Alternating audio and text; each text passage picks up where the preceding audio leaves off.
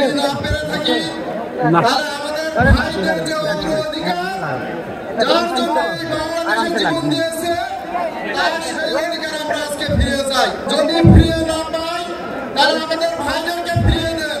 আজকে দীর্ঘ 1 বছর পেরিয়ে গেল, কিন্তু আজ পর্যন্ত আমরা একটি শহীদ ভাইয়ের বিচার পাইনি এই বাংলার মাটিতে। আমাদের শহীদ ভাইদের বিচারের দরকার আছে কি নাই? আমি মনে করি নির্বাচনের আগে আমাদের এই শহীদ ভাইদের বিচারের আগে প্রয়োজন।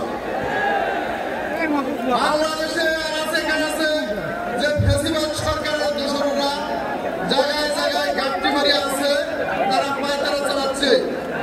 যদি আমরা এই শহীদ ভাইদের বিচার পাই, সেই ফ্যাসিবাদী শয়তানেরা এই বিচারের আওতায় গ্রেফতার হবে।